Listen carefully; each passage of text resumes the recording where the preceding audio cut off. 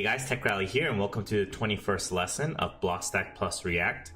In the previous lesson, we adjusted the post tables component to account for both admin post and public post. We're going to follow the same methodology for the post detail view component, and when the user clicks view, they're going to see the public post detail view component. The public post detail view component will need some adjustments. It needs to account for both the public and admin post view. The adjustment will require an additional parameter in the options object, specifically the username. So currently, as it stands, all the options has is the decrypt false, but similar to fetching the information about the list of posts, we're going to have to include the username. Let's look at the code and start making that adjustment. In the post detail view component, under component posts, we can scroll down a little bit here, and we see that component dim mount. We fetch the detail of a single post and we set the decrypt to false. This is satisfactory when viewing a post detail from the admin page, but from the public page we need to include the username. In this case, we don't really need to have that type because we're not doing any UI adjustments for this. So instead of just setting a decrypt to false, we're going to pass in the username. With that done, we're going to go back to our public posts routes page, import the post detail view from components post detail view. We're going to scroll down here, replace this dummy div here, and call the post detail view component. And we're going to pass in 3 props to this component: the user session, the match, and the username. The username and the user session is not destructured, so up above, below the render, we're going to write username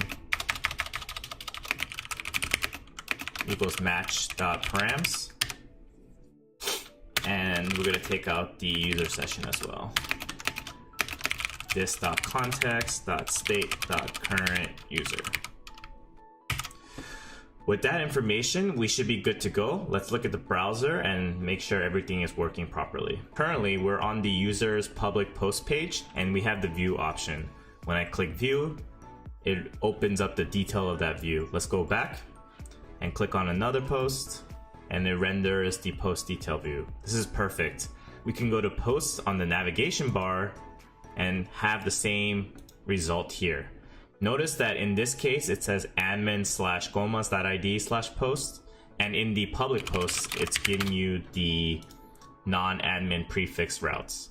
This is perfect, and just for emphasis, I'm going to log into a separate account, create some posts, and show you the interaction between 2 users looking at each other's post. Let me get back to you after I sign back in with a different user. Hey guys, good to see you again. I'm currently logged in as a different user and not gomas.id. I'm going to sign in with Blockstack. And this time we're going to be logging in as techrally3.id.blockstack. Cool. And just like before, we're going to create a post. This is my first post on Blockstacks. Hello world. And then submit that post. And cool, I have my specific post in the admin techrally3.id.blockstack/posts.